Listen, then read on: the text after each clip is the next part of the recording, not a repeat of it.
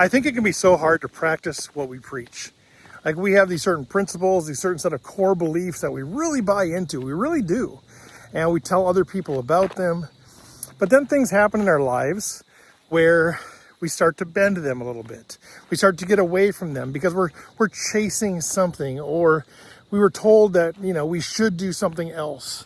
All of these expectations people have of us can kind of draw us in a certain direction, or the way things are normally done pull us in a certain way. And I think that's what I've fallen into a little bit in the speaking camp. So for those of you who know me, I've been doing some professional speaking for the last 2 or 3 years.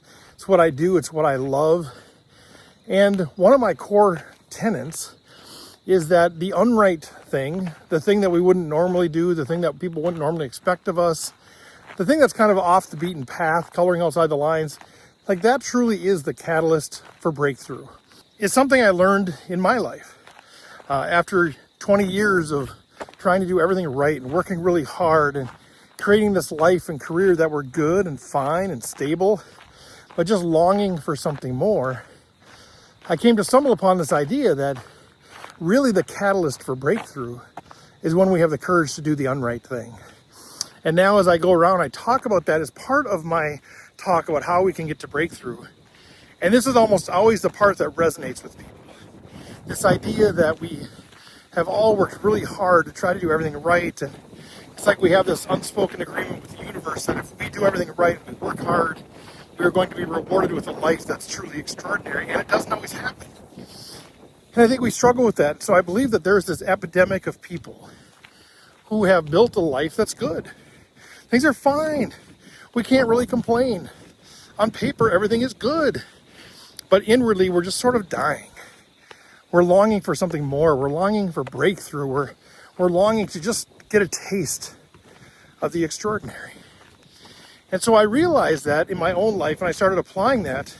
But now as I'm starting to make it as a speaker, I'm starting to listen to all the voices that are well-intentioned, telling me what I should do, what talks I should give, what bucket I should fall in, what my fee structure should be, how I should do marketing.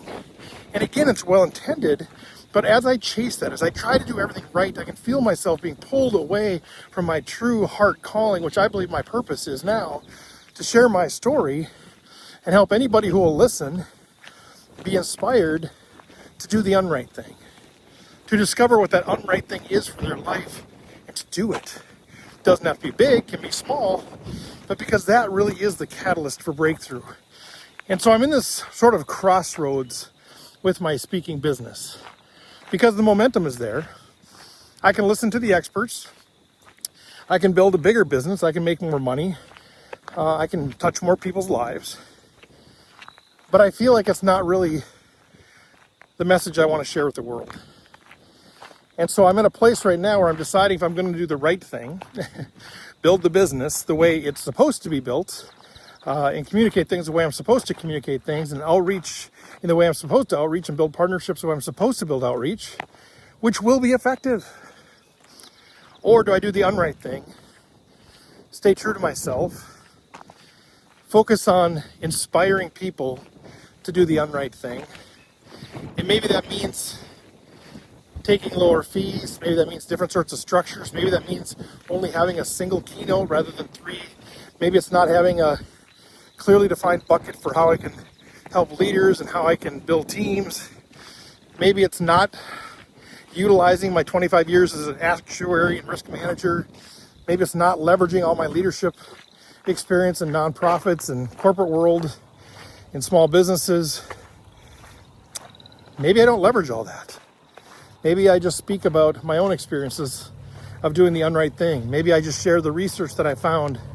We got a truck going by here, so I'm gonna not make you guys listen to me over the truck.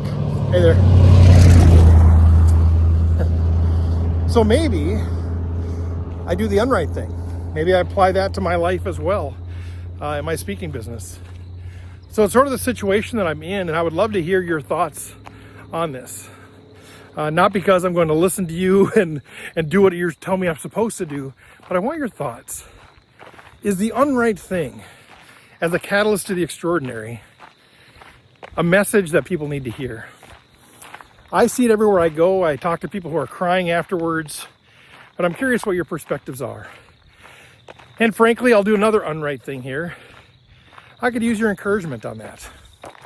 But I want your honest feedback, but I'm not too proud to ask for encouragement around having the courage myself to do the Unright thing and maybe buck the traditional systems and maybe keep doing what I'm doing, keep officiating weddings.